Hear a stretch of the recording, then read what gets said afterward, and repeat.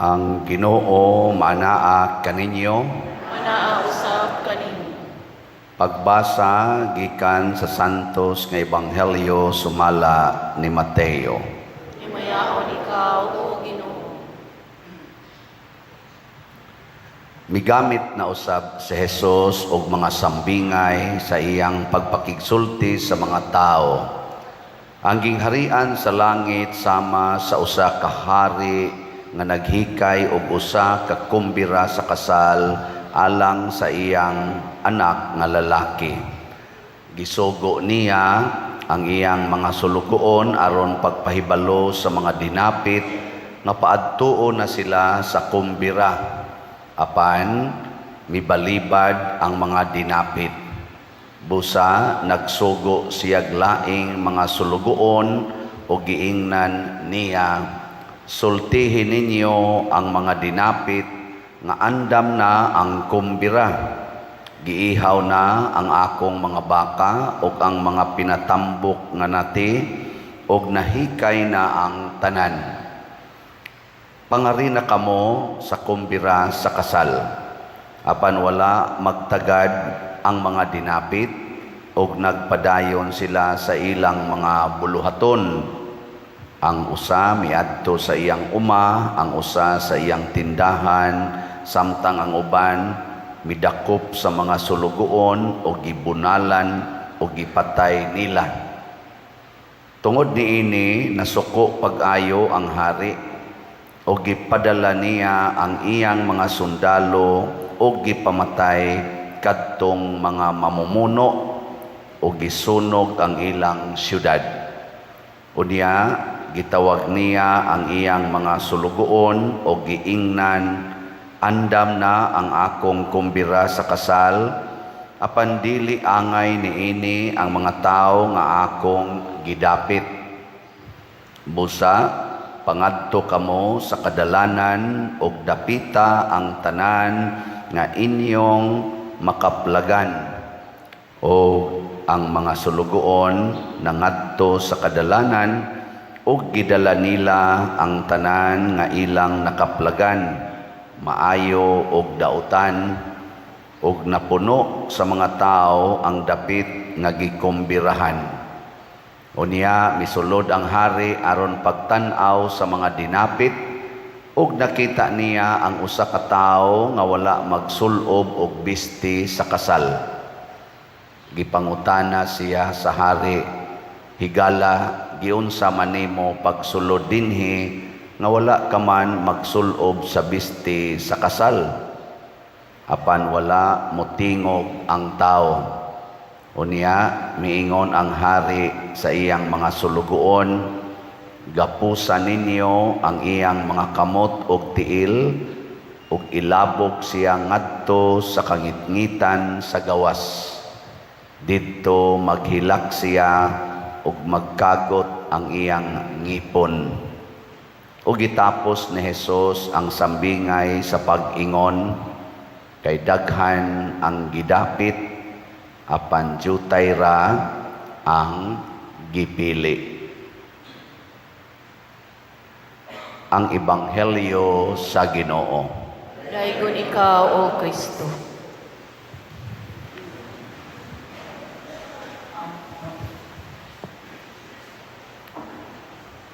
Sa pagpamalandong nako aning maong Ebanghelyo, nakapangutana sa kugamay nako, gasigi naman lang to silag panguha bisag kinsay mosulod, pero nganong dihay ni sulod nga wa ka sulob og bisti para sa kasal, gilabay pa man hinuos gawas, di ba?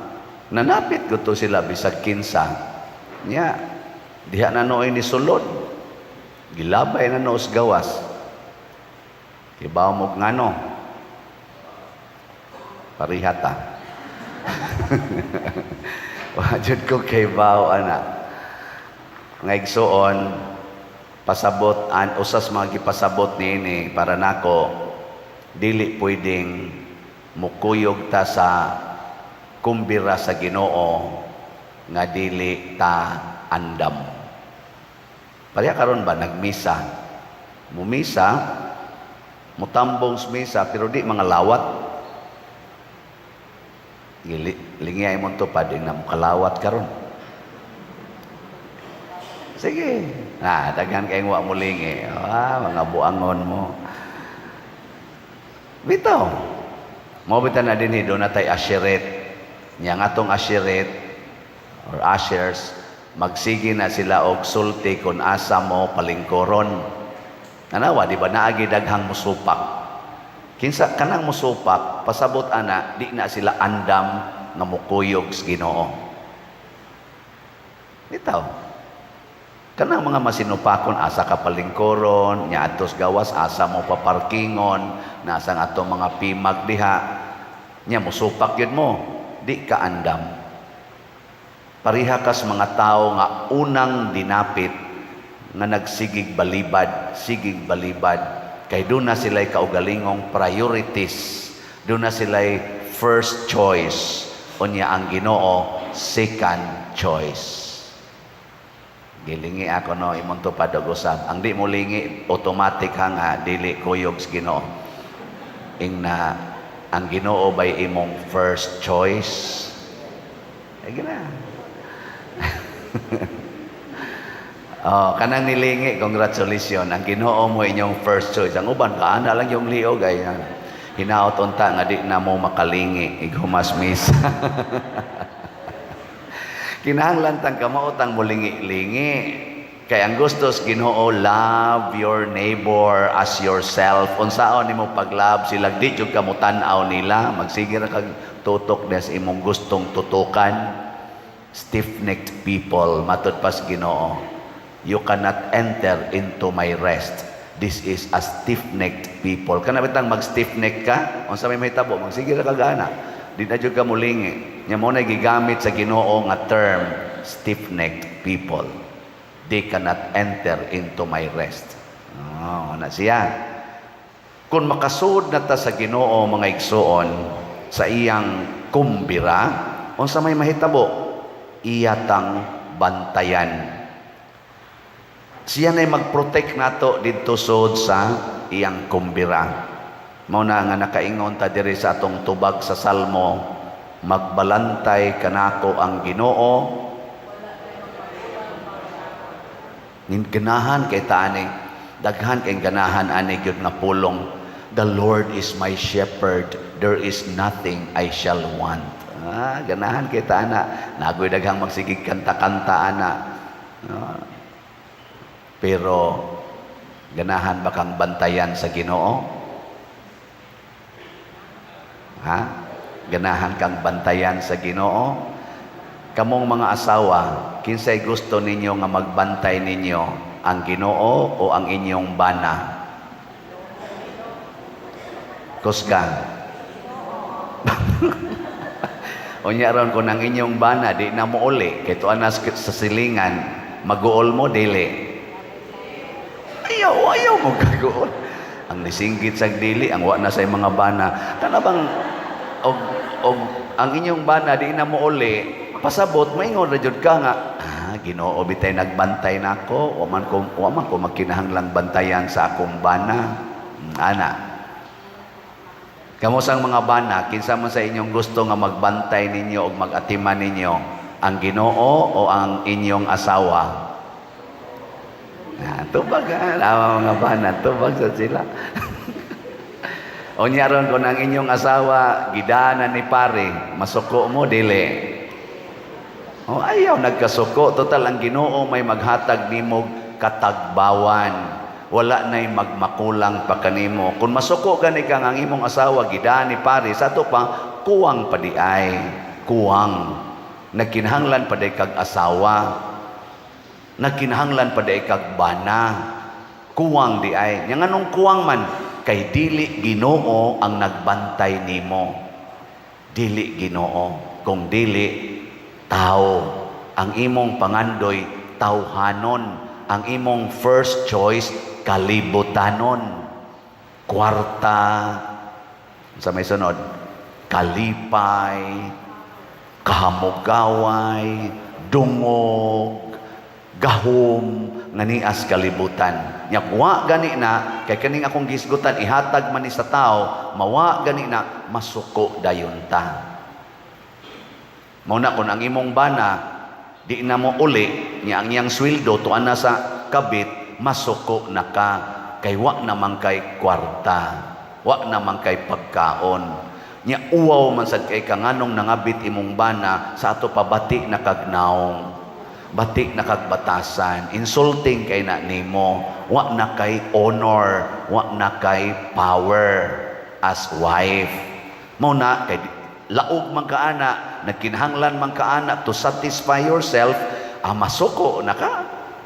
Pero kung ang Ginoo mo imong yung tinuod nga magbalantay, mo imong first choice, matod pa ni San Pablo diri sa ikaduhang pagbasa, mga igsoon na sinati ko ang pagpuyo diha sa kawadon ug kahamugaway, nakakaton na ako niining paagiha sa pagkinabuhi bisan diin ug bisan kanusa, busog ako kun gigutom, hamugaway kun nagkalisod-lisod, may kalig-on ako sa pagsagubang sa tanan tungod sa gahom nga gihatag kanako ni Kristo. The power of Christ in me makes me satisfied in everything and in everywhere and everyone wherever I am. In English na ko no. Ang gahom ni Kristo maoy naghatag nako og tinuod nga katagbawan bisan unsa pay akong kahimtang og sitwasyon o mga kasinatian. Tangninduta day og gahom na Ginoo no. Matod pagani diri sa unang pagbasa niining bukira, kaning bukid sa Ginoo ba kanang iyang kingdom. Himuon sa Ginoo nga labing gamhanan alang sa tanang katawhan ang usa ka kumbira sa mga lamiang pagkaon ug lamiang maayong bino. Ug langkato niya ang panganod sa kagul-anan nga nagpandong sa kanasuran. No more pain, no more hunger, no more troubles and chaos. Pagkanindot di ay kon ang Ginoo nay magpuyo nato. Okay, lingay mong tupad. Ina ang Ginoo ba'y nagpuyo diha nimo ron?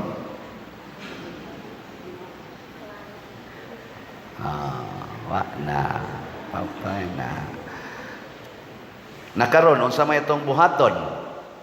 Aron ta makapapuyo sa Ginoo, magpuyo sa Ginoo, tubaga ang iyang invitasyon, here and now. Ayaw na pag-unya-unya, ayaw na pangayo og ayaw na paghimo og mga rason. Tubaga gid siya here and now. Kay matod pa sa atong ebanghelyo, andam na ang tanan. Ready na, pangari na mo. Ningon, moadto pa ko sa kong uma, moadto pa ko sa kong business, moadto pa ko napako diri ana.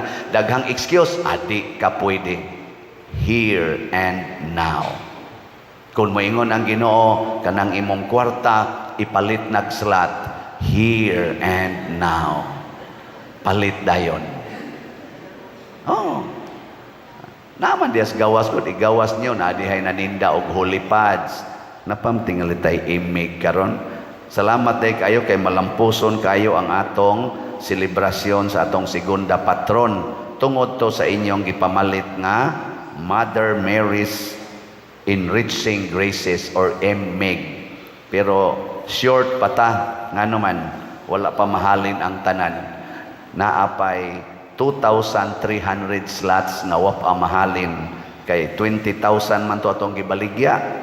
O niya, 17,700 slots pa man.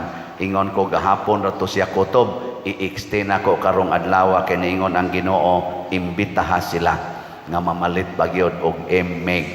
Nga ingos Mama Mary, ako ba mong gitagaag nindot nga kanang sitwasyon, malampuson og malipayon kay mong ga-celebrate, hutda sa nigpalit.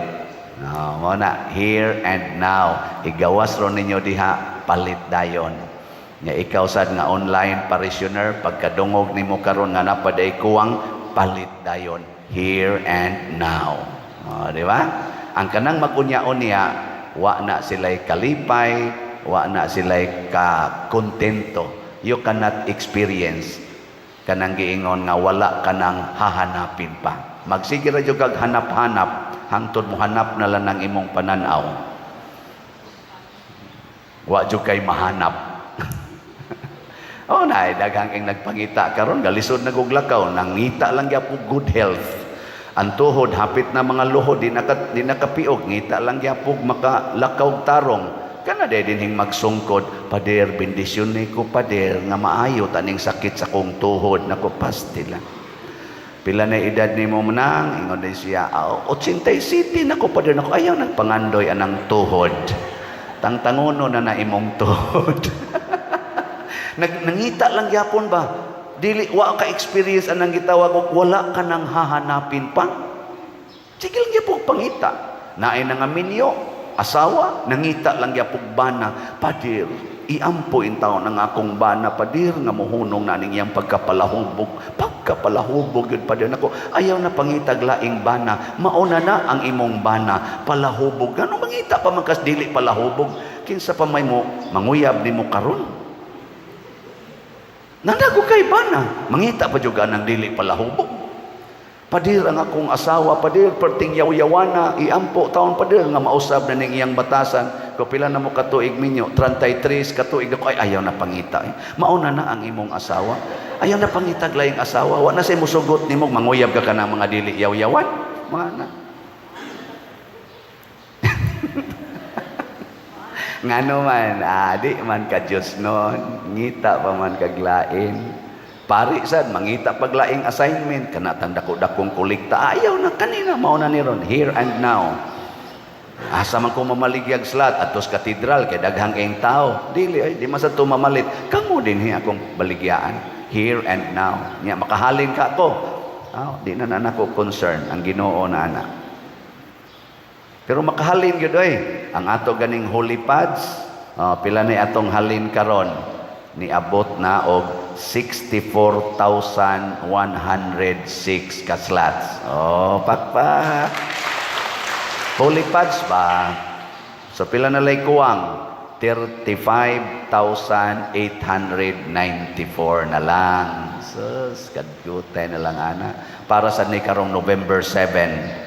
Ang atong holy pads para ni sa retreat sa mga pari, mga 3,000 ka pari. Nya ang mopalit sad ani, naasad sila'y holiness, peace, and divine salvation. O di, wala ka nang hahanapin pa. Nya ang ato sang DSAP, kadtong investment slots nato, nga tag 500,000 ang kada usa, nahalina na pud ta og 72 slots. Pakpak na sad. Pila na lay kuwang 68 slots.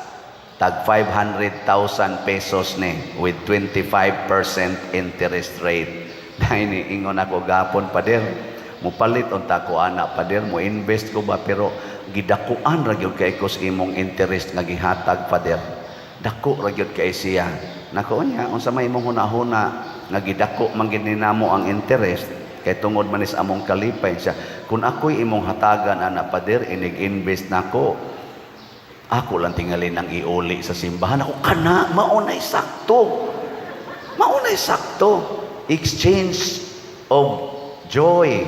Kami sa among kalipay nga mo invest mo 500,000 mo hatag mig 25% interest rate. Ug tungod sad sa inyong kalipay nga natagaan mo 25% nga interest rate, ibalik sad na nga rin sa simbahan. Ipalit na lang sa nag-slots. Di ba? Ano nangamingaw na inyong naong?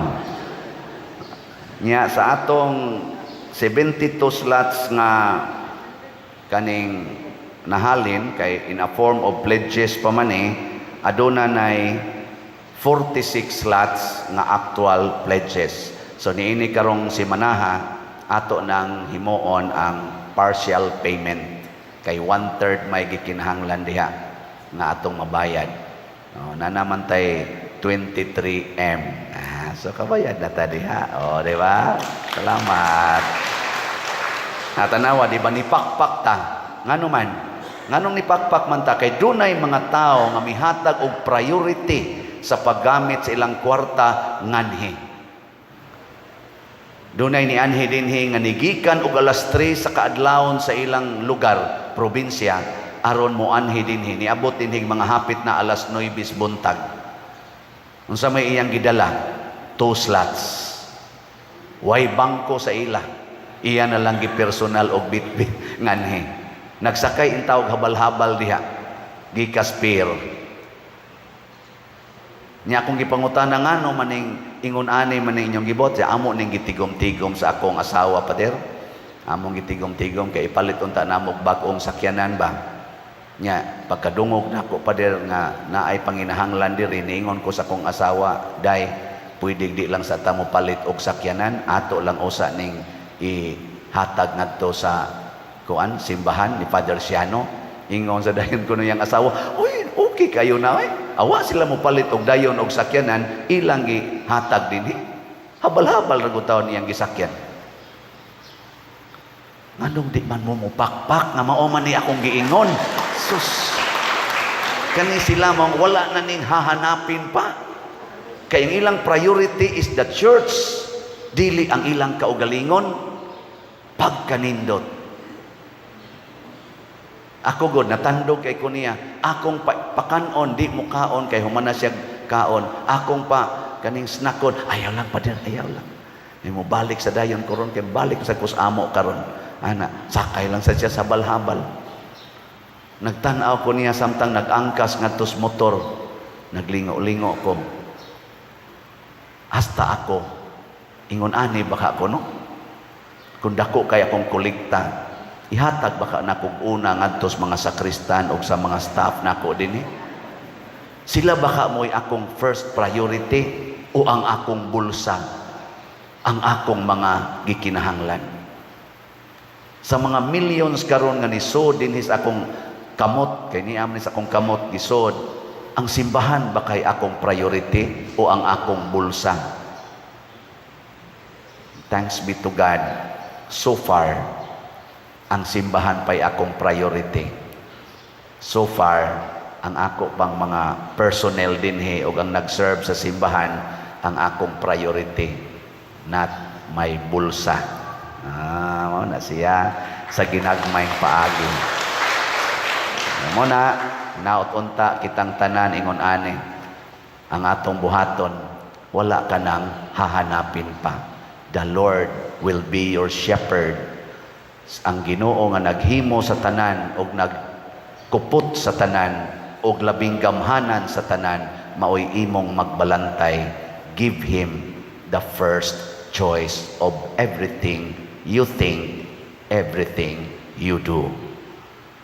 Manindog na tama.